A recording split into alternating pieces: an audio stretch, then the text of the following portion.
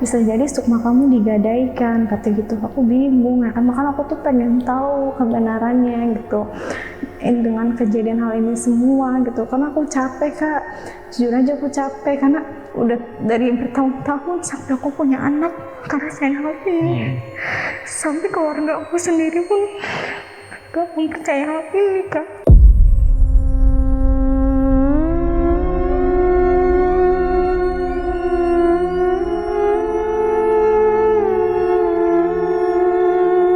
Nggak hanya itu Kak, aku datang ke sebuah gedung dari mana ada sosok anak kecil segini, mukanya tua, mulutnya lebar, dan dia nasehatin aku gitu. Aku nggak tahu dia nasehatin apa ya, cuman yang aku inget dia bilang, kamu mau nikah dengannya atau akan ada kematian.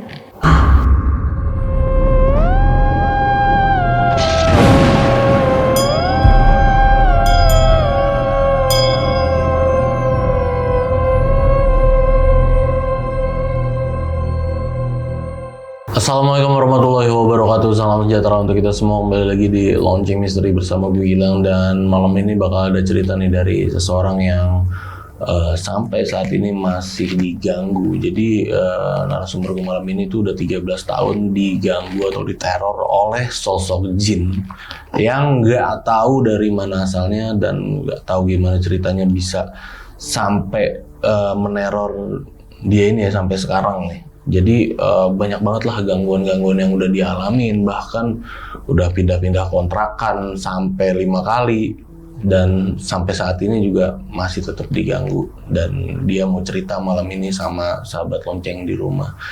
Tapi sebelumnya kenalan dulu sama orangnya di sebelah gue, udah ada Kak Uci. Halo Kak. Halo Kak. Halo Kak, thank you ya Kak ya, udah mau datang ke sini nih buat nyeritain ini. Deket ya dari Bekasi. Bekasi.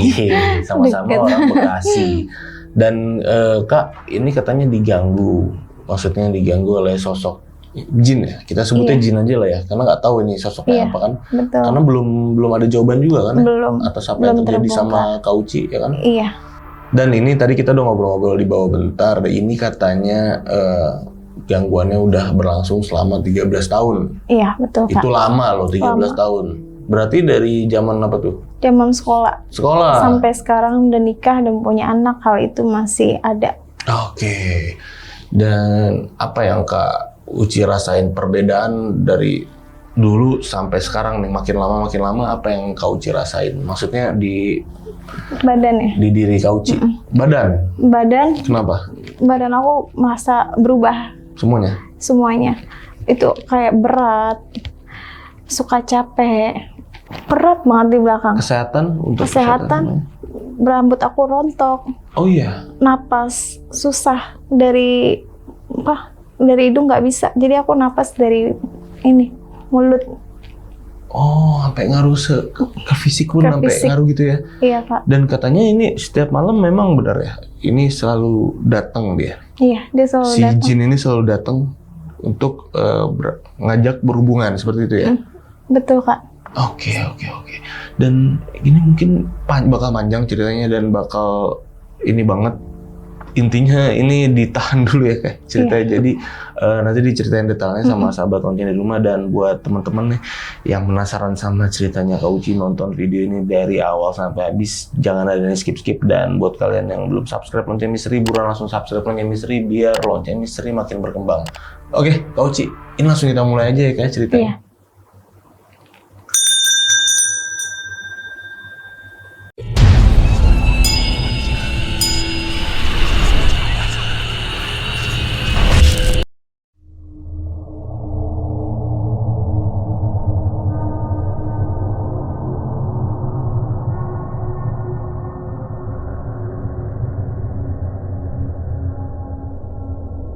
Jadi gini Kak, awal mulanya itu aku kejadian disetubuhin oleh sosok. Dan itu berlanjut dari aku sekolah sampai aku udah nikah. Sampai punya anak. Pada waktu itu kan masih sekolah, tahun 2012-an, aku pernah kenal sama cowok. Dimana cowok itu memiliki background yang suka begitu Kak. Dan itu pun aku baru tahu setelah aku diobatin sama orang yang bisa. Maksudnya kayak gitu tuh main-main yang hal-hal Iya. mistis gitu ya? Aku diguna-guna Kak, dan aku pun juga nggak tahu kenapa cowok itu ngeguna-guna aku Kak. Itu pun aku tahu dia ngeguna-guna aku dari papa aku. Papa aku kan saat itu masih ada ya. Dia ngomong papa aku, kau ini udah diguna-guna, siram Mas si Uci pakai air comberan. Aku marah Kak di situ, kayak banyaknya perubahan dari aku. Aku nggak nyadarin hal itu kalau aku ada perubahan, karena memang yang dilihat sama orang tua aku adanya perubahan. Nah dari situ aku ini ke orang bisa. Itu tanpa pengetahuan mama aku, papa aku saat itu. diem-diem ya? Diem-diem, karena saat pas yang kata waktu papa aku bilang disiram air comberan, kan zaman orang tua dulu kan apa-apa kalau itu kan siram air comberan ya, air got ya kan. Aku ini nih telepon teman aku, Beb temenin gue yuk, gue mau ke si ibu itu, dekat rumahku kan ada orang yang bisa ya Kak. Sambil nangis-nangis tuh aku nelpon ya kan. Dia bilang, ya udah ayo. Itu aku ke sana sambil nangis-nangis. Si ibu itu ngomong, dan duduk, gue tahu lu kenapa. Mana ada fotonya? Saat itu kan aku nggak nyimpan fotonya ya. Jadi aku ke warnet tuh cetak foto dia. Ya Allah Dok, lu tuh udah kena sama dia. Udah tuh aku dikasih air, diobatin, minum. Emang ada efeknya Kak. Itu aku udah lupa sama dia. Efeknya? Efeknya ada. Setelah pulang dari rumah itu? Dari rumah ibu itu? Iya, kan kata si ibu itu jauhin dia. Jangan dekat sama dia lagi. Gitu. Aku sih nggak tahu kenapa dia ngegituin aku. Karena aku nggak ada ya kayak namanya buat kayak nyakitin perasaan cowok-cowok gitu, nggak ada. Tapi setelah aku cerita ke teman aku, ternyata benar dia backgroundnya memang suka main begituan. Iya. Nah setelah aku ini ngejauh dari dia, hal-hal mistis tuh datang Kak.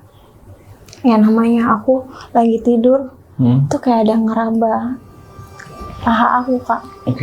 Sampai itunya berasa banget. Itu. Sampai itunya berasa banget kan. Nah, akhirnya udah berjalan dari aku udah pisah sama dia, udah nggak komunikasian sama tuh cowok itu. Tahun 2015 aku lulus. Tahun 2015 aku kerja, ya kan. Hal-hal itu masih Kak berjalan, rep-repan, disetubuin sama sosok. Walaupun udah diobatin tuh masih Udah diobatin sama ibu itu. Kalau ibu itu kan bilang, lu diiniin no, kena lu sama dia gitu-gitu. Ya aku pikir dengan berjalan itu udah nggak ada hal-hal itu tuh Kak. Ternyata masih ya? Masih, makanya sampai sekarang punya anak masih Kak, aku diteror, bahkan lebih parah dari hal itu. Ada tuh aku udah diobatin, terus 2015 aku lulus sekolah, aku kerja ke tahun 2016, terus aku nikah, ya kan, nikah tahun 2020. Aku tahun 2020 nikah. Itu kejadiannya, aku malam pertama saat pernikahan, aku kan tidur di rumah orang tua. Malam itu tidur, aku kan tidur nih sebelah kanan, suami aku sebelah kiri. Aku tidur kan telentang gitu. Aku tidur ngalamin rep-repan tuh, jadi kayak aku tuh tidur setengah sadar, mau melek tuh susah Kak. Terus dilempar ayam putih, dibelek dilempar ke dada aku, terus aku kebangun. Tapi aku melek, tapi kayak susah gitu buat ngomong. Ya kan Kak, aku tahu kan kalau rep-repan tuh gimana. Terus aku ngelihat di samping aku sebelah kanan itu ada genderuwo. Depan aku pocong di belakang pintu. Tuh aku bangunin suami. Ya kan, bangunin suami. Udah istighfar baca doa. Udah aku istighfar baca doa, tidur lagi. Besoknya aku mandi tuh kan mau berangkat kerja ya. Tok, aku pikir orang tua. Ternyata pas bukan, gak ada siapa-siapa. Iya apaan sih, aku buka pintu, gak ada orang. Suami masih tidur, ya kan. Siapa ya? Terus aku bilang, ya udah kan aku nggak ngomong tuh ke suami, karena suami nggak percaya hal-hal itu, karena aku kayak bilang halusinasi, makanya kalau apa-apa istighfar gitu. Di rumah itu nggak ada siapa-siapa saat itu, cuman aku berdua, orang rumah pada nggak ada. Udah pas udah itu kan biasa aktivitas kerja kan Kak. Akhirnya aku bilang sama suami, ya kayaknya kita harus pindah deh, kita harus ngontrak gitu. Harus ini kita biar mandiri gitulah ya. Akhirnya aku cari nih kontrakan Kak. Cari kontrakan kan di Google Maps. Ada kontrakan kosong. Itu sambil berjalan nyari kontrakan saat masih kerja, pulang kerja pun masih sempet nyari kontrakan kan. Dapatlah sebuah kontrakan. Di mana kontrakan itu seperti gedung. Itu banyak pintu-pintu udah kontrakan banyak, nah di bawahnya itu tempat kayak olahraga, aktivitas olahraga bulu tangkis Kak. Udahlah tuh dikasih tahu sama yang sebagai kepercayaan yang punya kontrakan, dikasih lihat kan, ini ya kontrakan yang ini kosong. Nah akhirnya udah nih Kak, kami tempatin, kita udah mulai tidur di situ, udah aktivitas seperti biasa. Dimana pas saat itu aku lagi buka baju Kak. Aku buka baju nih Kak. Jam berapa ini? Tunggu. Malam jam 10. Oke, jam lagi buka 10. baju. Lagi buka baju, terus kan tahu kan itu kan kunci tuh, lubang kunci kayak bunyi kretek. Padahal itu sepi Kak. Aku kan posisi yang pintu nomor 2 itu kan pojok. Sedangkan di kontrakan sebelah aku itu tetangga, dia pengantin baru, jarang di rumah, yang sebelahnya punya bayi. Itu cuma ada tiga pintu tuh, sebelah sana lagi 3. Tidak ada space gitu. Siapa yang mainin kan? Terus aku langsung kabur, lari ke kamar. Iya, itu ada suara itu. Itu kali kecoa. Masa kecoa sih? Kata suami aku bilang kecoa. Masa kecoa mainin gagang pintu? Ya mainin kunci-kunci gitu Kak. Ya udahlah, aku anggap biasa kan. Nah terus begitu tuh Kak, setiap ganti baju selalu bunyi kayak gitu, kretek-kretek. Setiap ganti baju aja? Iya, setiap ganti baju bunyi kretek-kretek Kak. Makanya aku cerita ke suami, kok kayak in denial banget sih. Percaya gitu sekali-sekali apa yang aku ini. Karena di tempat aku kontrakan yang pertama itu, aku udah mulai kayak diganggu. Nah terus pas udah gitu, kan COVID ya Kak. COVID tuh pertengahan Maret tuh, udah mulai COVID. Dimana aku kan udah di WFH ya, nggak kerja gitu. Jadi kalau ada ini aja kayak harian gitu. Nah suami aku masih aktivitas kerja nih. Dimana suami aku kerja, masuk pagi, siang aku tidur Kak, jam 12. Oh jam 12 siang nih. Jam 12 aku tidur. Aku tidur lah nih sendiri. Aku tidur, baru mau merem Kak. Ada sekelibet putih menyertai sambil suara maafin aku ya. Aku langsung kebangun, aku tidur kan. Apa tuh? Langsung kebangun Kak aku. Posisi kan 3 sekat. Ini ruang tengah. Ini kamar, ini dapur. Tuh, maafin aku ya. Itu Kak. Terus aku langsung nih WA suami. Ya tadi bunda denger ini suara itu, maafin aku ya, sekelibet putih. Biasalah suami ya kan. Udah makanya baca ini gini. Suara cewek apa cowok? Suara cewek, Suara sekelibet cewek. putih. Maafin aku ya. Itu Kak. Nah yaudah nih Kak, aku cerita deh tuh ke suami pulang kerja. Udah istighfar gini-gini. Gak usah terlalu terbawa sugesti. Enggak ya, bener. Bunda tadi ada suara itu lagi tidur siang. Enggak, makanya kalau tidur udah. Suami aku berusaha untuk tenangin. Mungkin maksudnya seperti itu ya Kak. Nah tidur nih Kak, malam. Aku tidur di sebelah posisi kiri. Suami di pojok. Aku tidur. Suami aku ngebelakangin aku. Aku telentang tidur. Itu malam-malam tidur aku rep-repan Kak. Dicekek. Aku sampai bangunin suami. Aku dicekek kan. Iya. Aku merasa ngomong. Tapi kayak susah gitu. Enggak keluar suaranya? Enggak. Kan orang dicekek itu aku ngeliat tinggi pakai kemeja. pakai kemeja. Pakai kemeja. Kemejanya biru, sampai sekarang aku masih inget. Aneh kan, enggak tidur aku bangunin suami, ya, susah banget gitu. Tapi alhamdulillahnya setiap aku kejadian rep-repan aku selalu istighfar Kak.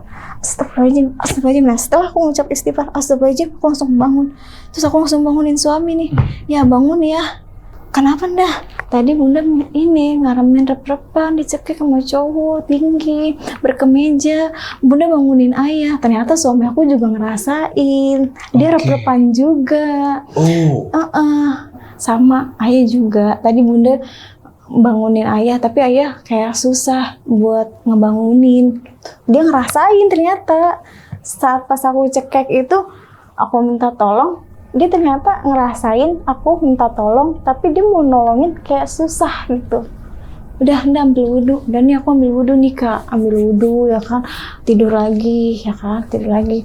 Terus akhirnya aku cerita lagi ke suami, gak bisa nih ya kayak gini terus, bunda takut ya kan, udah gak usah takut, banyak-banyak istighfar, baca-baca sholawat, apa kita melihara musang, kata gitu. Kata orang, kalau kita melihara kayak berbulu-bulu itu buat apa, kayak penangkal gitu. Suami percaya tuh hal kayak gitu. Yaudah akhirnya suami melihara musang nih Kak. Melihara musang. Agak ini lucu kan ya. Melihara musang Kak, dia sampai bela-belain Kak beli. Harganya 600.000 musang kecil buat nemenin aku doang. Beli di mana? Video X. Lucu ya Kak. Karena aku bilang takut gitu ya. Aku takut ya gitu. Jadi beli tuh. Beli. Taruh di mana? Taruh di kamar. Taruh di kamar, dikandangin ya. Pakai kardus dulu kan. Saat itu kan masih prepare ya kan. Belum diapa-apa. Emang nggak tuh. bau musang? Bau Kak. Makanya. Tapi emang bener Kak, ada itu efeknya. Serius, nggak ngerep-repan lagi. Nggak rep-repan lagi. Iya makanya aku, iya kok bener sih musang. Ya kan dah, makanya udah kita melihara yang berbulu-bulu. Emang iya ya, ngaruh katanya itu buat kayak penangkal gitu. Nah akhirnya tuh aku melihara musang. Pas setelah musang itu kan akhirnya udah nggak aku pelihara Kak musang itu. Setelah aku pindah di kontrakan yang kedua, karena udah aktif kerja lagi nih. Ya kan, aku pindah tuh kan Kak, karena aku pindah di kontrakan pertama ada satu lain hal. Kenapa? Tapi bukan karena horor ya? Bukan hanya karena horor. Karena kan posisi kan suami yang kerja. Oke. Ya kan, di kontrakan itu harganya 850.000. Sedangkan waktu WFA itu kan tahu sendiri gaji cuma berapa persen yang diberikan ke karyawan. Iya, dipotong semua ya kita ya. Ya, akhirnya pindah nih Kak di kontrakan yang pertama itu karena sebabnya yang itu. Pindah nih Kak di kontrakan pertama, terus kita sembari nyari kontrakan yang kedua, dapatkan tuh suami channel kontrakan yang kosong. Oh, si suami nih nyari ya? Iya, di mana kontrakan itu ada 5 pintu Kak. Nah ini garasi, depannya itu pabrik. Oh. Pabrik. Aku nggak bisa sebutin sih Kak ya, pabriknya pabrik apa. Ya jangan, di daerah mana nih masih? Di daerah Bekasi. Masih di daerah Bekasi ya? Oke. Nah itu hal-hal itu muncul Kak, bahkan lebih parah Kak dari kejadian kontrakan yang pertama. Aku kan udah aktif kerja, suami udah aktif kerja. Ya kan? Udah tuh kita kerja bareng, karena kan kita kan berdua lokasi yang sama ya Kak kerjanya ya. Nah itu aku di mana malam tidur, itu aku ngalamin rep-repan lagi Kak. Rep-repan aku disetubuhin sama sosok. Disetubui? Gimana? Apa yang Kak Uci rasain pertama kali? Ya, jadi kan aku tidur tuh rep-repan lagi. Kebangun nih, nyata nyadar rep-repan kan? Iya kebangun, nyadar kalau itu rep-repan. Terus sosok itu datang dan dia maksa buat ngajakin begituan, dan itu nyampe berasa banget Kak. Apanya? Alat itu kemaluannya sampai berasa banget. Padahal di situ posisinya ada suami aku. Bahkan di saat nggak ada suami pun hal itu masih mengganggu Kak. Nah akhirnya tuh Kak setiap malam gitu-gitu terus Kak. Aku diteror yang namanya kayak direp-repan, kayak disetubuhin gitu sama jin. Sampai itu ya berasa banget Kak. Beneran ada sesuatu, maksudnya emang ada sesuatu yang terjadi gitu ya? Sesuatu yang Berasa terjadi, banget, sampai bener-bener. berasa banget itunya Kak. Ada bekasnya nggak maksudnya? Kalau Mohon untuk maaf ya. bekas sih enggak Kak, Enggak ya, cuman berasa, maaf ya Kak, maaf banget, kayak berasa itunya sampai mentok. Oke. Cuman akunya alhamdulillah aku nggak sampai kayak menikmatin, dan aku nggak nyampe kayak klimaks. Kan kebanyak ada orang kejadian kayak gitu sampai dia menikmati ya. Iya, iya. Kalau ini enggak Kak, kalau aku kayak berusaha buat nolak, apaan sih setiap aku rep-repan nih Kak, itu mau bangun susah, kayak ditahan gitu ya. Sampai tangan aku pernah diginin, dipegang, kayak maaf ya, kayak mau diperkosa gitu. Iya. Dipegang kan tangan aku, terus dia kayak maksa, terus aku berusaha gini, nggak bisa ya kan, sampai itunya berasa, tapi itunya udah berasa. Terus aku coba astagfirullahaladzim, langsung kebangun tuh. Lama nggak? Itu kalau kejadian kayak gitu cepet Kak, jadi kayak modelnya itu kayak dipaksa gitu. Jadi emang berasa, tapi cepet nih, nggak lama. Nggak lama, karena aku berusaha nolak. Kalau akunya nggak berusaha nolak, pasti lama tuh Kak, pasti. Sampai aku tuh kayak capek Kak ngerasain hal itu. Sampai aku cerita sama suami, udah Sinda, nggak usah kayak disugestiin hal-hal itu. Tapi Bunda ngerasain hal-hal itu, capek ya kan. Udah baca-baca aja, istighfar. Suami aku selalu kayak gitu tuh. Dimana akhirnya aku pada tahun 2022 udah nggak kerja. Aku memutuskan resign karena aku mau fokus program hamil nih Kak ceritanya. Udah nggak usah kerja, di rumah aja, fokus kita untuk program hamil. Mungkin kan kecapean kali, kata suami aku gitu. Udah nih aku nggak kerja. Dimana otomatis aku kan ditinggal terus doang sama suami kalau suami kerja. Dimana suami kan selalu masuk malam ya, namanya kan suami aku kan security ya, jadi dapat kadang shift malam ya kan, pulangnya malam terus, kadang pulangnya besok pagi. Dimana aku malam-malam Kak lagi tidur, dimana saat itu Kak mimpi, aku dimimpiin dikasih pertanda ada bola api dilempar ke ventilasi, dilempar, dan di situ aku ngelihat almarhum papa aku lagi nangkepin. Lagi nangkepin. Aku disuruh, dia nggak ngomong papaku di dalam mimpi itu, tapi aku tahu istilah kata ini istilah kata apa yang papa aku bilang, ambil toples gitu, masukin gitu. Aku masukin tuh, papa aku berusaha nangkepin, masukin. Mana bola api itu banyak banget ya kan. Nah, mimpi tuh dikasih pertanda hal itu. Dimana hal itu kejadian lagi, mimpi aku didatangin sosok nenek-nenek. Ini di malam yang berbeda berarti? Di malam yang berbeda Kak. Oke. Dimimpiin sosok nenek-nenek. Aku lihat sosok nenek-nenek itu ada di samping aku.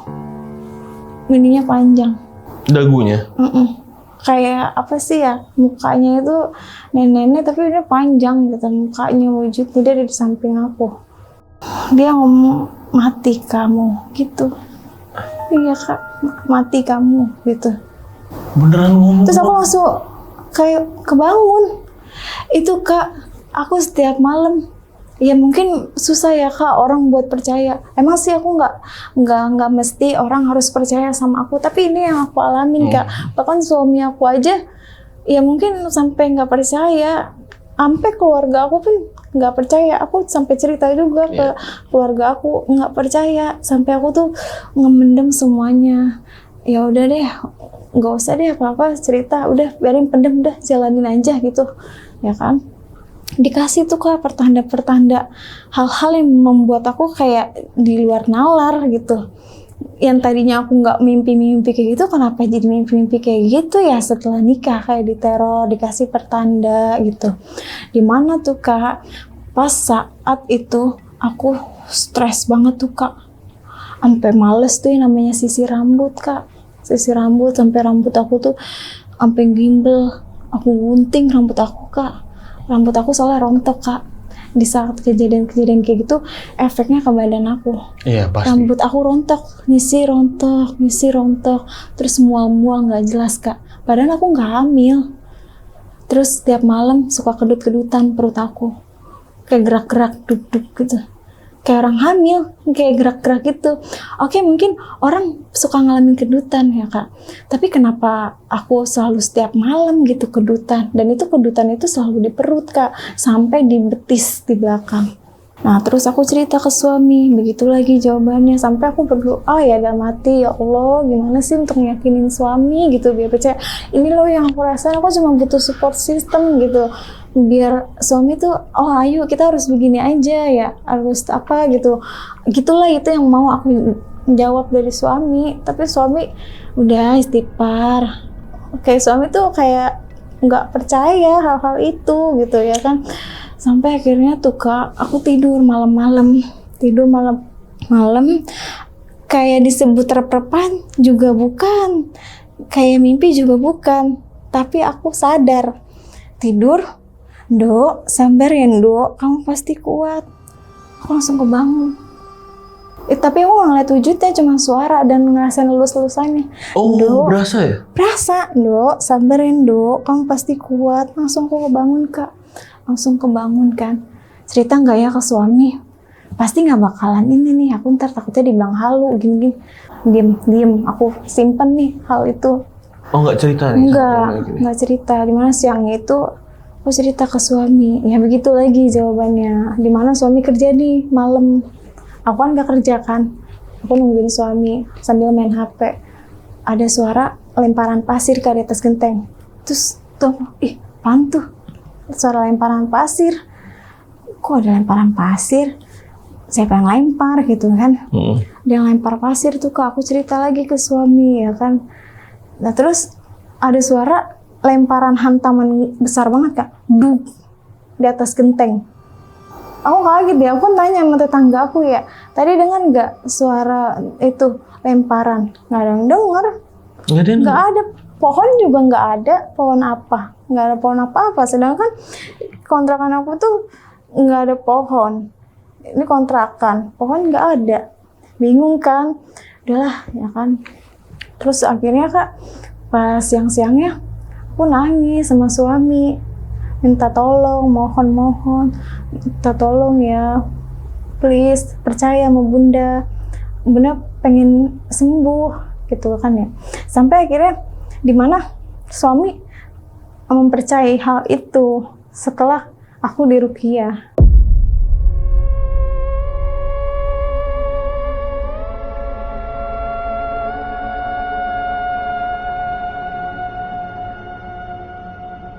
Tapi mungkin emang suami sebenarnya dari awal udah percaya, cuman nggak tahu harus ngapain betul, kali ya. Kak. Suami sebenarnya percaya tapi kayak bingung mau ngapain. Bingung terus sampai kayak nggak mau kayak akunya kayak kebawa sugesti atau buat nguatin aku, nggak mau aku kayak kepikiran gitu kan ya. Sampai akhirnya diruqyah. Tuh Kak. Hari itu juga setelah aku ngomong siangnya, aku cari tuh di Google Map ya kan ruqyah. Datang lagi. Ruqyah Syariah. Udah tuh aku kontak tuh dengan ruqyah Syariah gini-gini, datang tuh. Hari itu juga datang dia. Di daerah mana waktu itu? Di Bekasi juga. Di Bekasi juga. Iya. Aku kan akan nyari yang terdekat ya. Ruqyah tuh. Akhirnya dia masuk nih Pak Ustadznya ke dalam rumah. Aku ceritain. Udah tuh dibaca-bacain sama Pak Ustadznya, dibaca-bacain, dipegang. Ini aku ulu hati sama perut, dipegang. Dimana kan aku bilang perut aku suka kedut-kedutan, padahal nggak hamil. Suami aku megang tangan aku. Udah tuh ruqyah dimulai kan, dibaca-bacain. Itu intens banget. Ada reaksi dimana aku mau ngeluarin muntah susah banget, sampai tangan aku ini. Susah buat ngeluarin. Ya ambil plastik, suruh Pak Ustadz gitu kan. Suami aku ngeliat tuh mukanya sedih banget, mungkin dia merasa nyesal ya, ternyata istri gue bener ya. Baru tuh percaya suami pas aku ngeluarin tenaga sampai getar banget, karena susah banget buat ngeluarin yang ada muntahan itu. Udah kan pas muntah aku disuruh lihat, itu kamu lihat muntahan warna coklat kayak tanah bercampur hijau, kayak hijau kayak batu. Padahal kan aku nggak habis makan apa-apa Kak. Iya, nggak habis makan kangkung, nggak habis makan bayam ya? Enggak, minuman kayak coklat atau apa, kopi enggak. Karena kan saat itu kan emang nggak fokus apa-apa, langsung belum makan, belum minum atau apa, enggak. Nah terus udah diobatin nih sama ustadznya, dikasih lah minyak bidara. Minyak bidara diolesin, ditelan gitu. Emang ada reaksinya kalau langsung muntah. Disuruh beli kan minyak bidara. Nah terus dikasih tahu sama ustadznya, ini ada yang ngirim dari mantan. Saya nggak tahu mantan siapa, entah mantan dari kamu atau suami. Saling memaafkan aja katanya gitu. Saling memaafkan.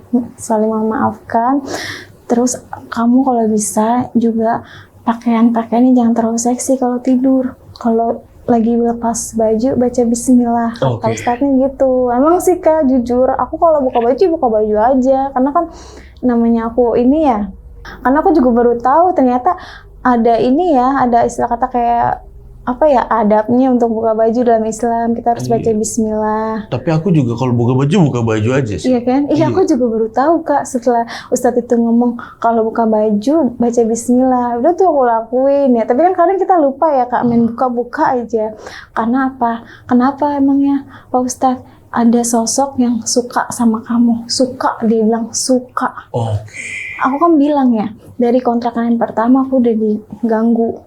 Itu ada sosok yang suka sama kamu, kata dia gitu. Dan juga ada yang ngirim ke kamu, kata dia gitu. Makanya itu penghalang untuk kamu jadi buat kayak hamil. Nggak jadi yang tadinya udah terlambat, terus nggak jadi.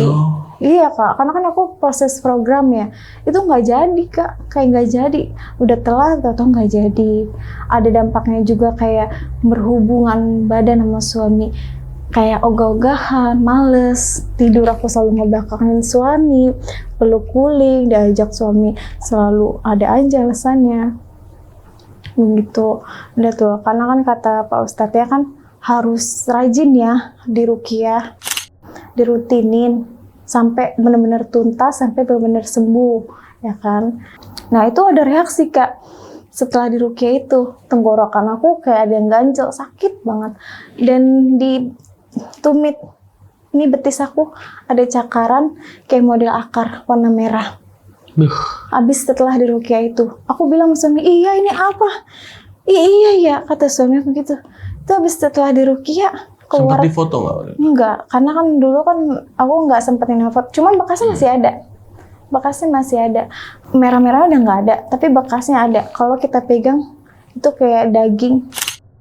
Bisa dibilang kayak selulit gitu loh Kak. Kayak orang kayak habis lahiran ada selulit. Ya kayak gitu Kak. Tapi dia bekasnya itu kayak putih. Terus kalau kita pegang kayak apa ya? Kayak jaring-jaring gitu Kak. Nah terus aku mimpi Kak. Lanjut nih Kak. Udah diruqyah, mimpi, kirain udah bersih ya Kak, malah masih dimimpiin Kak, dimimpiin, itu aku mimpi disandra Kak, kayak sebangsa kayak leluhur. Aku tidur, posisinya aku tidur tuh di dalam mimpi itu, aku ngelihat wujud aku lagi ditarik-tarik, begitu. Sama sosok dua orang, pakai pakaian kain coklat gitu. Aku minta tolongin gitu. Terus dia pengen nolongin aku, dia tuh kayak susah gitu buat narik, kayak karena ditarik sama cowok dua orang itu. Terus aku disuruh duduk nih di kursi dalam mimpi itu, suruh duduk, aku nangis nggak mau gitu kan ya. Terus si makhluknya itu, sosoknya itu kayak sebangsa leluhur, pakai kain setengah telanjang, dia nutupin aku pakai kain. Itu dibaca-bacain, aku dimandiin. Aku bingung dong, kok mimpinya kayak gitu ya? Itu apa itu? Aku sampai bingung Kak, ini apa sih? Sampai aku tuh kayak mikirnya apa ya, kok dikasih pertanda mimpi-mimpi yang kayak hal-hal kayak gitu.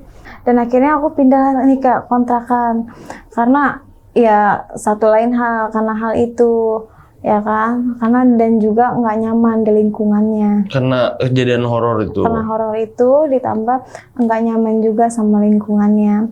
Udah tuh Kak, aku pindah, dapat kontrakan yang ketiga. Aku pikir udah nih, hal-hal itu nggak berlanjut, ternyata masih berlanjut. Jauh nggak dari kontrakan yang kedua, kontrakan yang ketiga? Enggak. Karena aku kalau nyari kontrakan nggak pernah jauh di Bekasi, karena suami aku nggak mau daerah Jakarta kan, maunya di situ. Pindah ke kontrakan yang ketiga.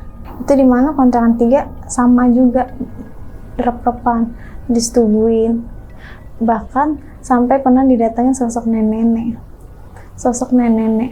Itu aku lagi tidur, sosok nenek itu ngeliatin aku. Dia berkonde, duduk begini pakai kebaya, terus dia megang perut aku begini.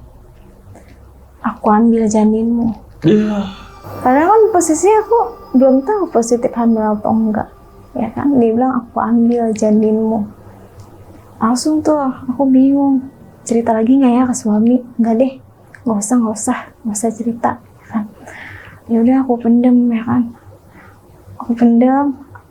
Mulai deh tuh kayak efek ke badan makin parah. Rambut aku yang tadinya rambut aku emang nggak terlalu panjang dan nggak terlalu tebel, sampai sekarang pun rambut aku jadi kayak rambut buntut kuda, Kak, kalau bisa dibilang. Makanya aku tuh kalau kerja selalu pakai hair extension, hair clip, karena rambut aku benar-benar parah.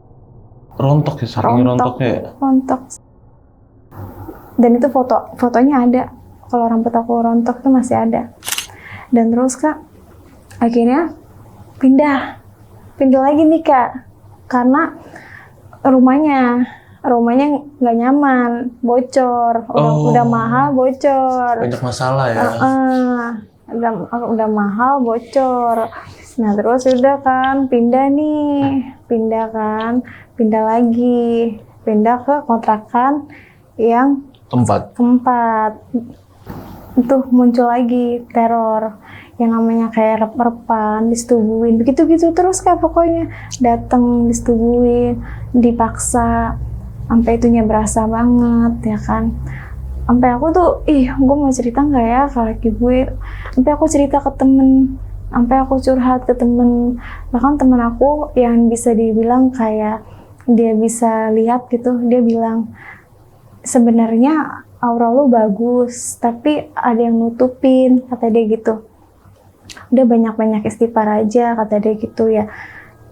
Itu bisa jadi yang ngirimin gitu. Makanya kalau itu dinasehatin sama dia kan ya, banyak-banyak aja sholawat. Itu tuh, Kak, akhirnya aku pendem, aku banyak oversharing aja tuh ke temen, ya kan. Karena aku cuma butuh support system, karena suami aku lagi kerja, nggak mungkin dia habis capek kerja aku cerita hal-hal kayak gitu, nggak mungkin kan. Aku berjalan program hamil, bayangin, Kak, bertahun-tahun, dari tahun 2012 sampai sekarang tahun 2025 hal-hal itu muncul. Sampai aku program hamil pun juga masih muncul gitu. Sampai akhirnya aku berhasil hamil dan punya anak sekarang udah 2 tahun, ya kan. Udah tuh aku pindah karena mau cari yang budgetnya agak minim lah, karena kan aku kan udah punya anak, ya kan. Jadi mau agak cari yang lebih inilah, bisa memanage keuangan, karena posisinya suami yang kerja kan, Kak. Ya udah akhirnya pindah ke kontrakan yang kelima. Nggak jauh tuh, Kak, dari situ masih, Kak, bermunculan hal-hal itu, rep-repan dateng. Dimana ini lebih parah, aku lagi tidur, itu sosok itu nggak pakai baju, terus dia pakai kayak celana dalam, dan dia nunjukin itunya. Sampai aku dipaksa, tangannya dipegang gini. Ayo, gitu. Aku mau berusaha, apa sih, pengen berusaha nolak gitu. Sekuat tenaga aku buat untuk menolak hal itu. Terus dia nunjukin itunya, ayo, gitu. Terus aku berusaha bangun, kan aku baca tuh surat La ilaha anta subhanaka inni kuntu minaz zalimin. Aku tuh baca tuh, padahal aku pasti lagi rep-repan ya. Aku kalau setiap rep-repan aku selalu istighfar, selalu baca surat-surat. Itu langsung lepas rep-repannya. Dan terus aku bangunin suami. Suami kan tidur di sofa, anakku di sebelah. Ya, tadi bunda ngalamin itu, tapi wujudnya wujud ayah. Terus nggak hanya itu, Kak. Aku dimimpiin, aku datang ke sebuah gedung. Itu aku pasti lagi berdiri. Aku ngelihat sekitaran di gedung itu banyak orang, perempuan dan cowok, dan itu kayak pakai pakaian seksi. Cowoknya kayak cowok-cowok tampan, tengah telanjang. Itu rumahnya gede, dia sebuah gedung gitu gede. Dan terus aku di situ berdiri, aku berusaha kayak mau keluar dari rumah itu, tapi kayak nggak bisa. Aku ngeliat sekeliling gitu, gimana caranya biar aku keluar dari rumah itu. Dalam mimpi itu aku udah keluar nih, aku kayak di dalam sebuah mobil, dan itu banyak penumpang, dan itu penumpangnya diem, dan dia mukanya pada pucet-pucet. Dari mana ada sosok anak kecil segini, mukanya tua, mulutnya lebar, dan itu dia ngomong nih, dia mau ngikut aku. Terus aku bilang, enggak mau, sana, nih. Dia ngeluarin liur banyak banget sampai kenain tangan aku. Enggak mau, sana gitu. Gitu lah bahasanya gitu, istilah kata bahasanya dia mau ngikut aku gitu ya. Terus aku berusaha nolak, nggak mau gitu kan. Terus tiba-tiba dia berubah nembus warna putih, wujudnya cantik, dan dia nasehatin aku gitu. Aku nggak tahu dia nasehatin apa ya, cuman yang aku inget dia bilang, kamu mau nikah dengannya atau akan ada kematian. Di situ. Oh, dia ngancem. Kamu mau nikah dengannya atau akan ada kematian. Dan dia langsung senyum dan menghilang. Di situ kok bangun. Apa nih cewek? Gimana mukanya? Mukanya cantik biasa aja. Cuman dari yang si sosok anak kecil itu bermuka tua, kecil, pendek, yang bibirnya lebar. Dan dia pas aku nggak nolak dia buat ikut aku, tiba-tiba dia berubah. Tembusan putih, perempuan cantik, dan dia yang aku inget tuh kata terakhirnya, antara kamu mau nikah dengannya atau akan ada kematian, sambil senyum. Makanya aku selama bertahun-tahun itu aku pendemin semuanya, Kak. Kayak aku tuh ngerasa ini perbuatan apa gitu, karena kan aku ruqyah 2 kali ya, Kak. Itu dua ustadz itu bilang yang sama, kalau aku ada yang sukain dan dia nggak bakalan mau lepas. Bahkan yang kata waktu ustadz yang kedua ini ruqyah, Kak, aku kan di ruqyah sama ustadz, dan mana ustadz itu teman mamaku ya, aku ruqyah di tempat mamaku. Pas di ruqyah sama intens, reaksinya sama, muntah-muntah. Terus dia bilang, tuh ada genderuwo di kamar, dia melototin saya. Nggak terima, dia marah katanya, kata si ustadznya ngomong gitu. Cuman yang aku sangat sayangkan ya, Kak, di saat aku ruqyah itu nggak diterangkan dengan sangat detail gitu. Cuman dia menyukaimu, dia ingin memilikimu, dan ada yang ngirim. Aku tuh pengen kayak bener-bener sampai ke akar-akarnya gitu. Makanya kayak ustadz-ustadz lain tuh nyuruh setiap hari di ruqyah, kayaknya tuh aku kayak mikir-mikir lagi gitu ya kan. Sampai aku tuh pernah ngechat salah satu, ada yang bisa ngeruqyain sampai ke akarnya, dan itu mahal banget, 12 juta buat untuk mencari tahu kebenarannya. Ya udahlah, aku pendem, nggak jadi. Aku duit dari mana 12 juta segitu banyaknya kan, apalagi posisi suami yang kerja. Jadi tuh aku tuh kayak mendemin semuanya dari tahun 2012 sampai sekarang tahun 2025. Aku tuh cuman support sistemnya suami gitu. Tapi aku berusaha, aku tuh pengen sembuh. Aku mencari kesembuhan, aku pengen sembuh gitu. Berharap tuh kayak ada yang bisa nyembuhin aku gitu. Karena aku bener-bener efeknya tuh ke badan aku, Kak. Badan aku berat banget. Rambut rontok, setiap ngisi rontok, ya kan. Kayak berhubungan sama suami kayak ogah-ogahan gitu. Sampai kayak males gitu. Sampai aku, kakak tahu, Kak, dari kejadian itu aku sampai nggak bisa napas, Kak. Aku napas nggak dari hidung, dari mulut. Jadi aku kayak ngomong sama Kakak nih, aku napas ngos-ngosan gitu, Kak. Jadi aku kayak harus narik dulu dari perut, karena aku nggak bisa napas dari hidung, Kak. Kenapa? Ya semenjak dari kejadian hal itu, efeknya dari aku nggak bisa napas dari hidung. Mampet apa gimana? Enggak, kan aku kan pernah bilang sama suami ya kok bunda nggak bisa napas dari hidung ya? Kalau suami bilang itu apa, sinus. Masa sinus? Udah cek ke dokter belum? Enggak, belum, karena aku ngalamin hal ini semenjak pas kejadian hal-hal itu, perep-perepan, diteror, mistis-mistis. Itu sampai aku nggak bisa napas. Makanya aku bilang itu dampaknya jadi kayak ke diri aku, rambut rontok, rambut habis, terus suka mual-mual nggak jelas ya kan, badan berat. Aku tuh kayak ngomong sama kakak, kayak aku ngejalanin hari-hari gitu. Aku tuh kayak mata tuh kayak bener-bener kayak berat, kayak ditekan, pikiran tuh kayak bener-bener tertekan. Jadi kayak aku tuh kayak ngerasa energi aku ada yang hilang gitu. Kayak makanya aku mikir, apa bener ya sukma aku ini, istilah kata sukma aku diambil atau gimana. Karena temen aku ada yang ngomong, Kak, bisa jadi sukma kamu digadaikan, kata gitu. Aku bingung ya kan, makanya aku tuh pengen tahu kebenarannya gitu dengan kejadian hal ini semua gitu. Karena aku capek, Kak, jujur aja aku capek karena udah dari bertahun-tahun sampai aku punya anak ngerasain hal ini. Sampai keluarga aku sendiri pun gak mempercayai hal ini, Kak. Susah ya orang Makanya ada di mana suatu kejadian yang membuat aku harus buat cerita, kan aku mau ceritakan. Makanya di saat kejadian itu kan ada yang kayak kematian gitu. Makanya aku langsung kan nge-DM-in tuh ke semuanya kan. Aku nge-DM-in ke semuanya. Alhamdulillahnya dibalas kan sama kakak.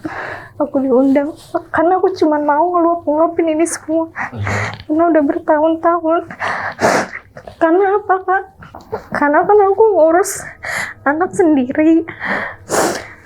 Ya kan, aku ngurus anak sendiri dari bayi sampai sekarang. Ditambah aku ngelewatin hari-hari aku sebagai ibu rumah tangga, tapi dihantuin hal-hal itu. Bahkan aku cuman butuh temen buat tempat curhat, support system gitu ya kan. Karena aku nggak mau kan, istilah kata suami aku udah capek kerja, nggak mungkin aku harus mengeluh kesah ini semua. Memang selama ini suami aku yang buat jadi semangat aku, tapi aku nggak mau terus-terusan menerus cerita-cerita hal ini gitu. Karena aku nggak mau suami aku udah capek kerja gitu. Jadi aku cari kayak temen gitu di luaran. Aku cari temen yang bisa aku ajak curhat, tapi kebanyakan orang, teman-teman aku pada bilang aku halusinasi lah gitu, aku halusinasi lah, inilah itu. Tapi alhamdulillah sebagian ada yang percaya sama cerita aku ini. Bahkan sampai ada yang ngasih aku semangat, sampai ada yang ngasih tahu, kamu harus minum daun kelor gitu. Udah aku lakuin kan, aku minum daun kelor, dan itu pun aku juga baru tahu ternyata daun kelor itu bisa diminum. Aku minum tuh, Kak. Aku bilang sama suami aku, ada tuh, aku chat suami aku kan, ya bawain daun kelor. Iya, oke, nanti ayo bawain daun kelor ya, kata tuh. Aku minum tuh, Kak. Ada efeknya di perut aku. Di perut aku tuh kayak ada ganjel gitu di sini. Dimana kan itu suka ngalamin hal kedut-kedutan ya. Aku mikir, kan ini perut yang disentuh sama ustadz-ustadz yang udah ruqyah gitu ya kan. Makanya situ aku ngerasa capek, kan. Ngerasa capeknya apa? Udah puluhan tahun aku rasain ini, ya kan. Tapi aku cuma mau tahu kebenarannya, aku cuma mau sembuh gitu aja. Selama ini aku selalu ruqyah mandiri, tapi tetap masih ada hal-hal itu. Sampai aku pernah masuk rumah sakit. Itu aku masuk rumah sakit tahun 2016. Itu kan di anoksa katanya sakit usus buntu sama hernia, karena darah aku juga rendah kan. Itu tahun 2016 tuh masuk rumah sakit. Tahun 2019 juga masuk rumah sakit, sampai aku nggak bisa jalan, bungkuk-bungkuk, merembet begini begitu.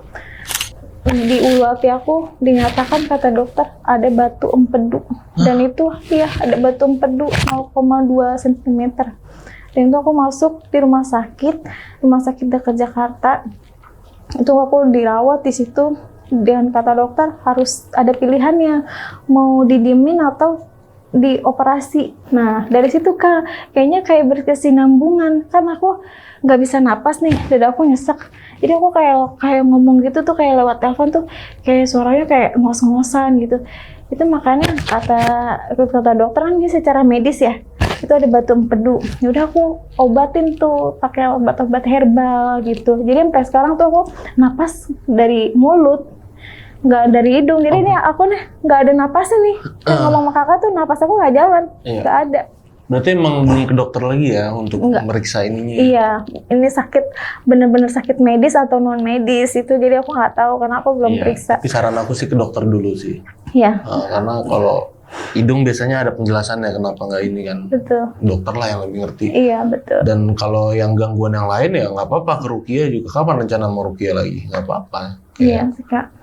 Rencana ada mau ke Rukia lagi? Kalau rencana rukia sih aku belum ada, Kak, karena aku ngerasa kayak rukia yang kayak syariah itu cuman kayak belum nyampe ke akar-akarnya, jadi cuma sekali 2,5 kan rukia yang pertama itu kan 2,5, yang kedua juga 300, yaitu kita kan nggak tahu sampai penyembuhannya sampai kapan gitu. Ya duit habis. Iya kan, bayangin Kak, istilah kata 300 kali, aku nggak tahu nih aku sembuh sampai kapan, seumpama sampai 2 bulan per 3 bulan aku nggak tahu kan, jadi aku memilih untuk ya udah rukia mandiri.